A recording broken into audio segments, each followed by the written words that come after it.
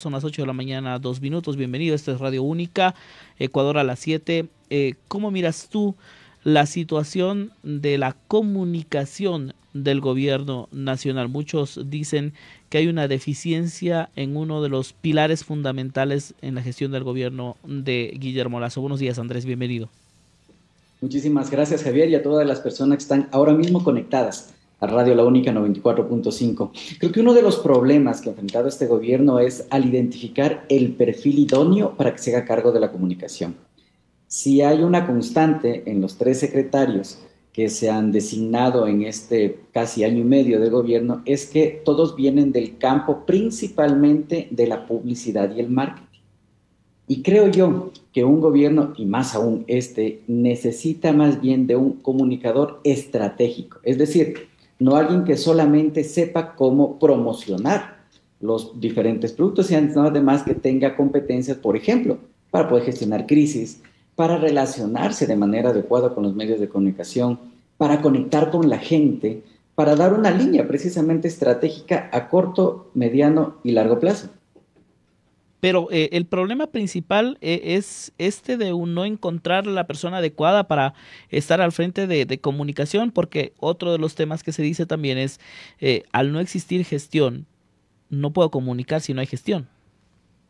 Precisamente, influyen varios ámbitos para que una comunicación pueda ser efectiva. Y en cuanto a la gestión, yo creo que es importantísimo que ya el gobierno entienda que ya está un año y medio en ejercicio del poder. ¿Eso qué implica? Dejar a un lado los ofrecimientos, dejar a un lado la futurología y hablar sobre hechos. Comunicar sobre lo que es tangible, lo que es evidenciable, lo que se puede comprobar. Más bien, cuando ha hecho ofrecimientos, cuando ha hablado de futurología, cuando ha intentado adelantarse a las situaciones que han determinado una determinada coyuntura, yo he identificado que más bien ahí se han cometido varios errores graves de comunicación. Los errores se basan en la situación de no comprender la política actual, o a qué se deben esos errores, porque es el tercer secretario de comunicación que asume el cargo en medio de las crisis que se han desatado. La última crisis de seguridad que se desató, la muerte de María Belén Bernal, complicó aún más la situación de comunicación dentro del gobierno. Veíamos que existía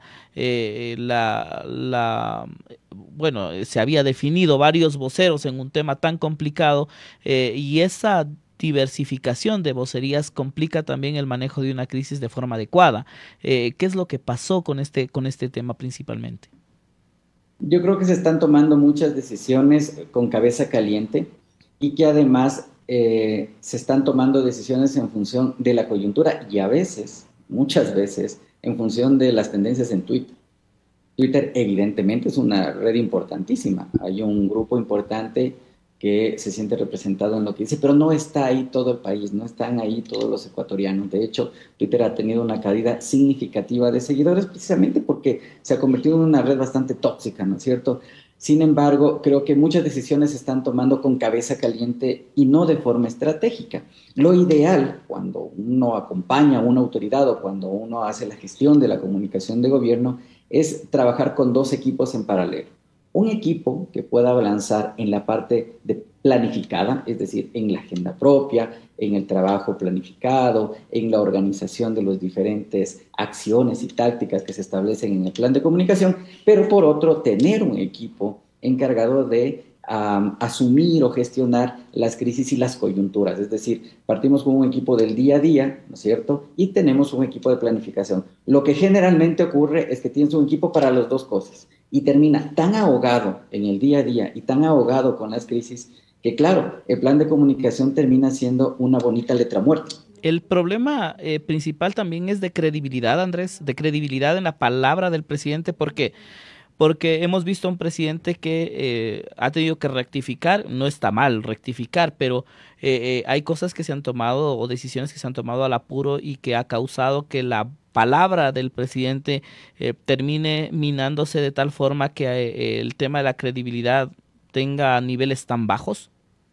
Mientras la comunicación se siga haciendo por seres humanos, siempre habrá el espacio para cometer un error. Sin embargo, la comunicación estratégica, su misión es reducir al mínimo el margen de esos errores. Pongamos un ejemplo, el ofrecimiento del derrocamiento del así llamado Castillo de Grace.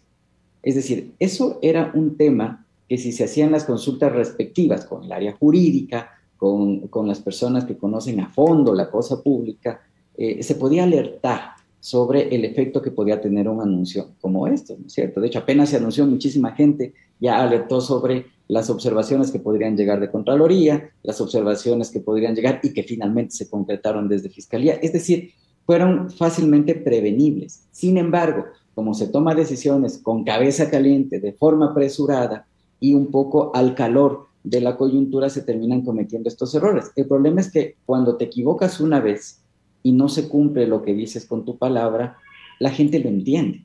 Pero cuando es recurrente y cuando es reiterativo, el efecto es que la credibilidad se afecta. Y la credibilidad es el principal patrimonio que tiene un político, una autoridad, un periodista o cualquier persona que está ejerciendo un cargo y que está tomando decisiones. Si se arruina esa credibilidad, es muy complicado recuperarla.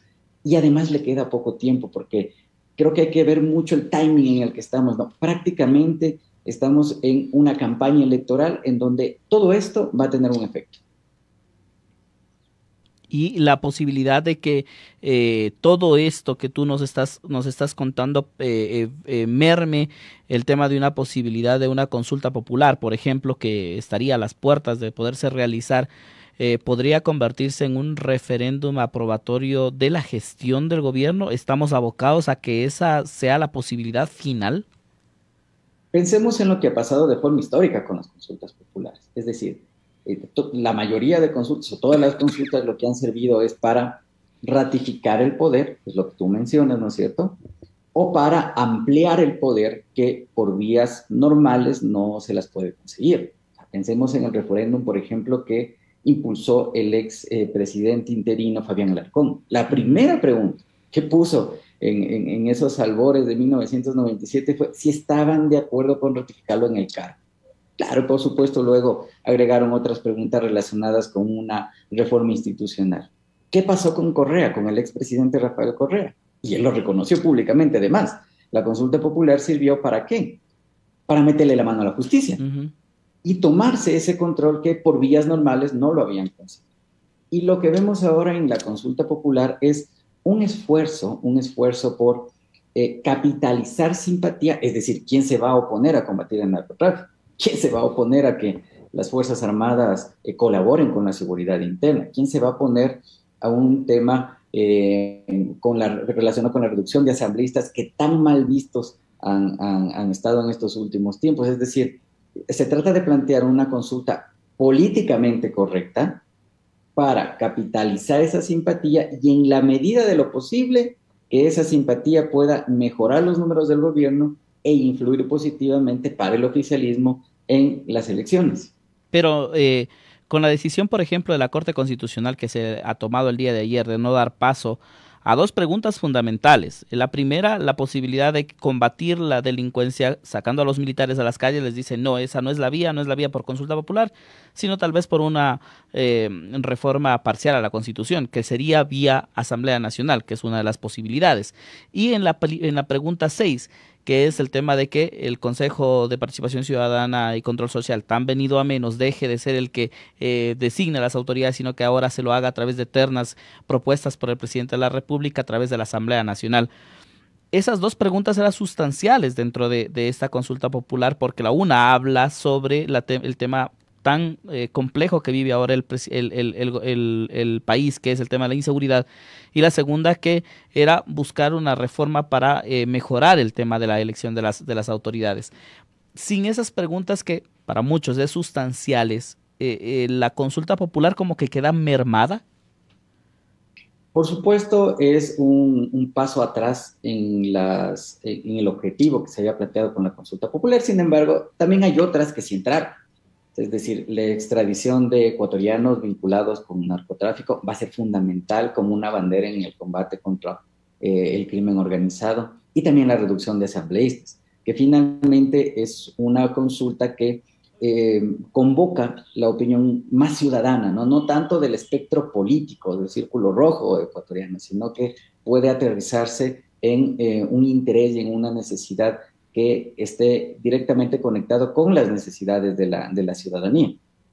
Y esta situación de la credibilidad del gobierno, de la credibilidad del presidente de la República, ha sido medida por una de las más grandes encuestadoras a nivel de Galú, Latinoamérica. Gallup ha entregado una encuesta y se ha hecho público ayer, que coloca al presidente de la República, al presidente ecuatoriano, con el 17% y en el último lugar de esta posibilidad del desempeño de cada uno de los presidentes, ¿no?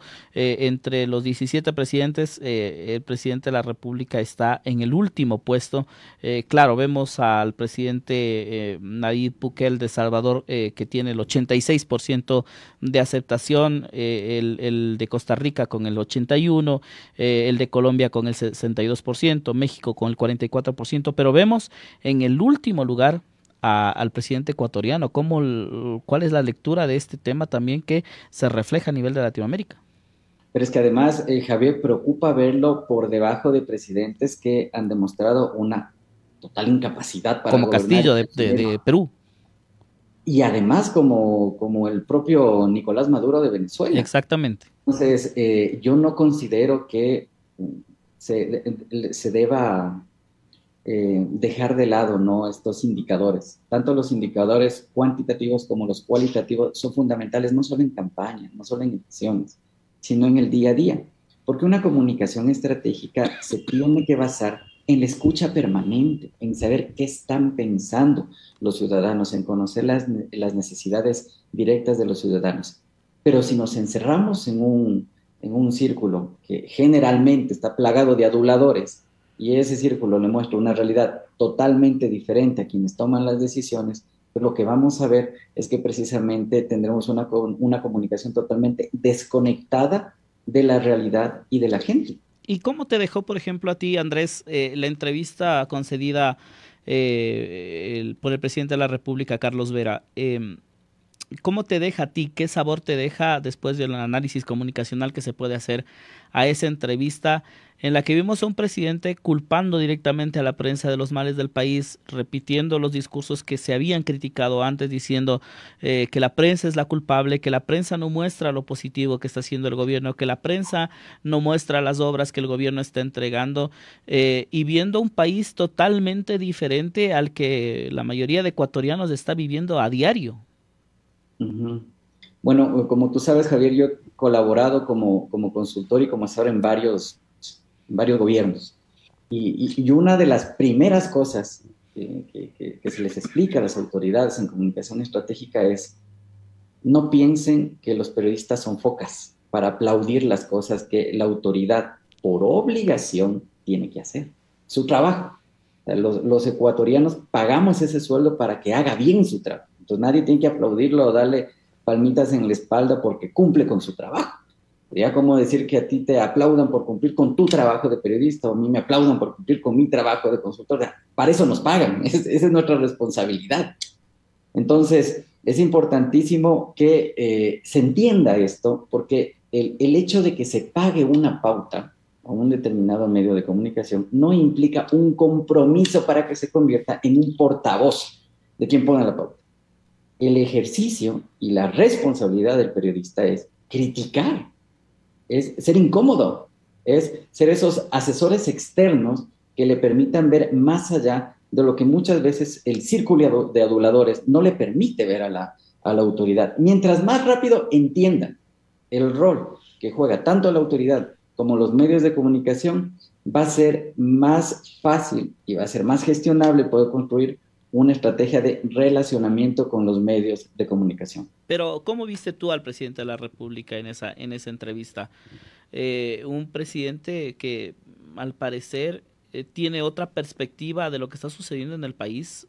¿Cómo miraste tú las respuestas y la actitud del presidente?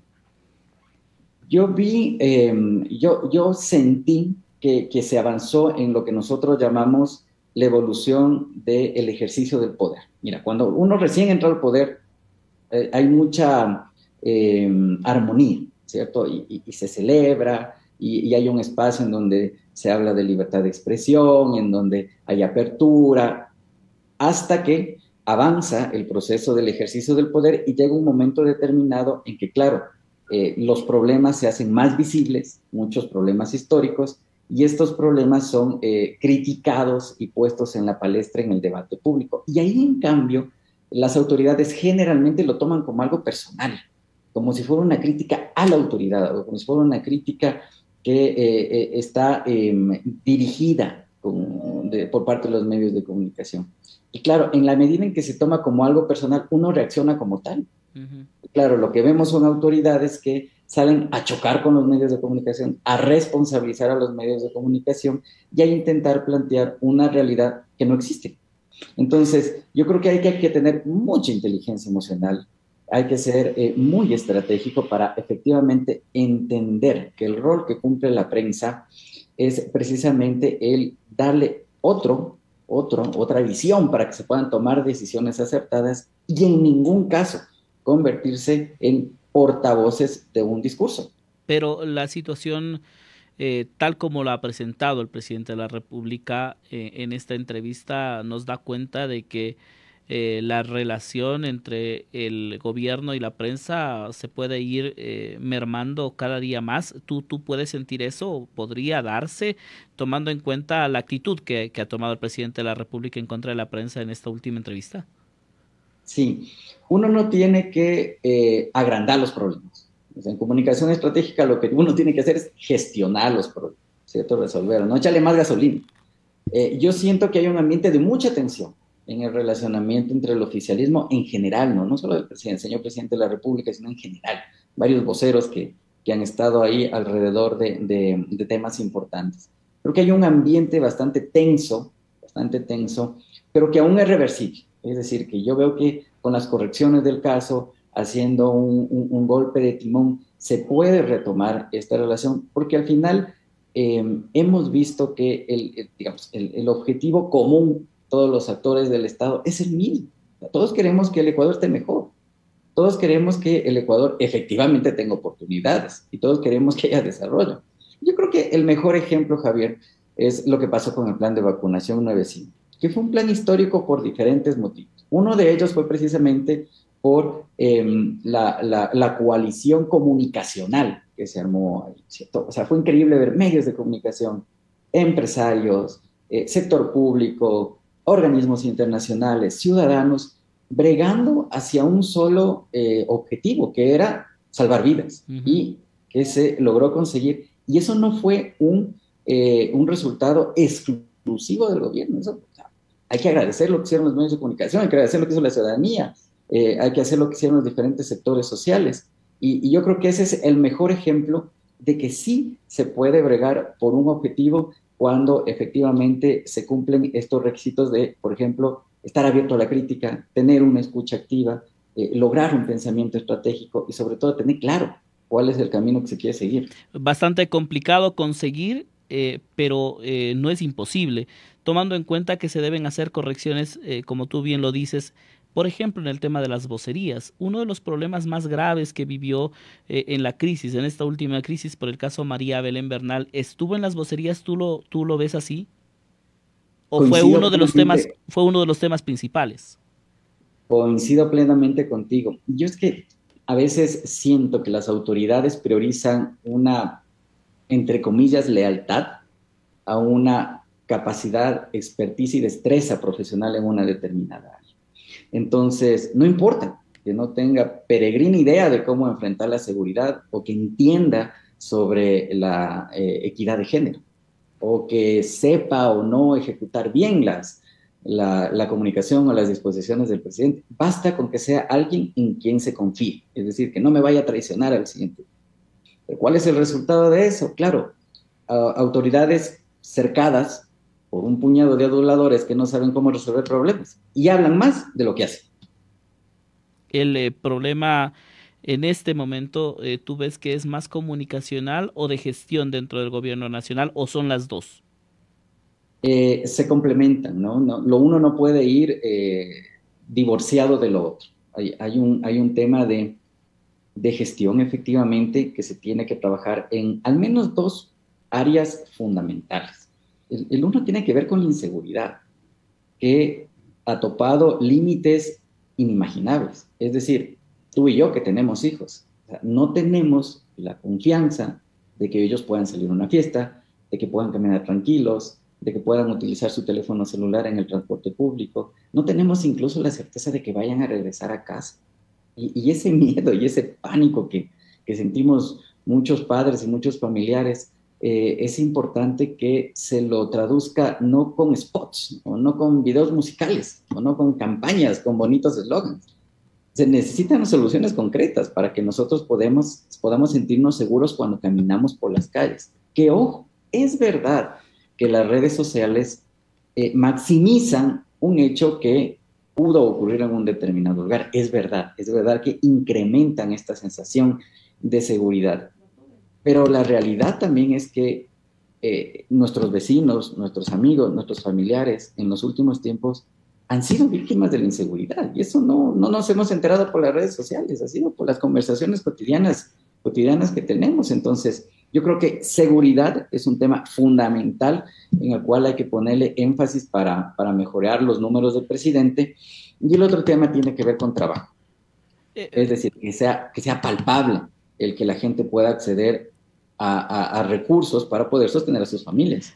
Te preguntaba esto del tema de qué es lo que hace falta, comunicación o gestión, porque el presidente dejaba entrever en esta entrevista que lo que faltaba no era gestión, sino la comunicación. Decía, de hoy en adelante, con el cambio que hemos hecho, vamos a comunicar mejor, vamos a decirles lo que estamos haciendo, porque estamos haciendo muchísimas cosas. Nos hablaba de viviendas construidas, nos hablaba de carreteras que estaban en construcción, de hospitales que están por entregarse, de escuelas que se iban a entregar, y él estaba centrando el tema principal en un tema de falta de comunicación más que de falta de gestión.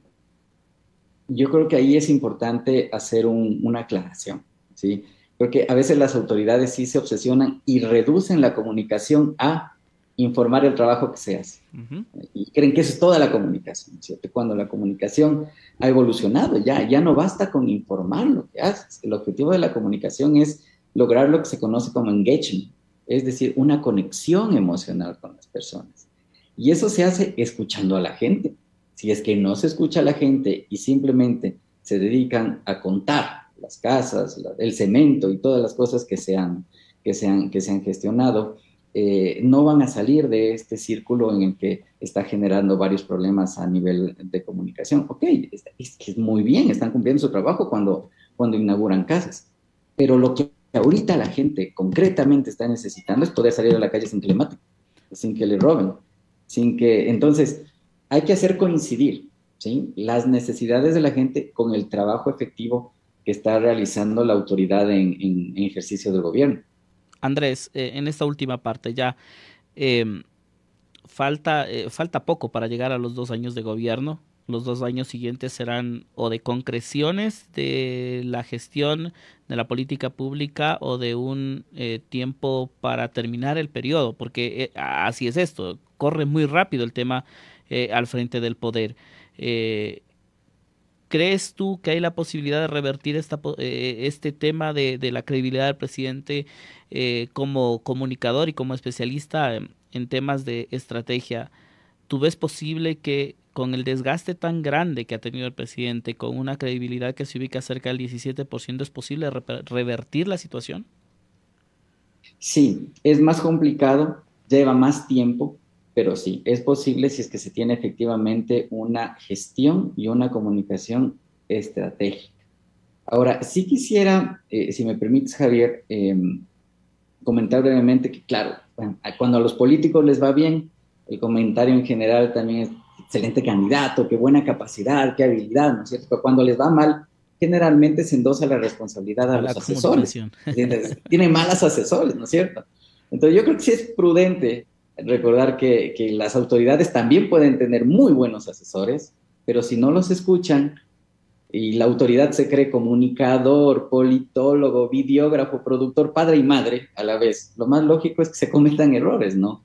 Entonces, a los políticos que nos escuchan en este momento a través de Única 94.5 FM, si es que contratan profesionales para que les acompañen en comunicación, escúchenlos. Y del otro lado, a los colegas asesores que están con autoridades, si es que la autoridad no los escucha, colegas, ahí no es. Así de simple. Gracias, Andrés. Ha sido Andrés Jaramillo, analista de comunicación, experto, estratega en comunicación. Gracias por haber aceptado esta entrevista, Andrés. Gracias por habernos acompañado.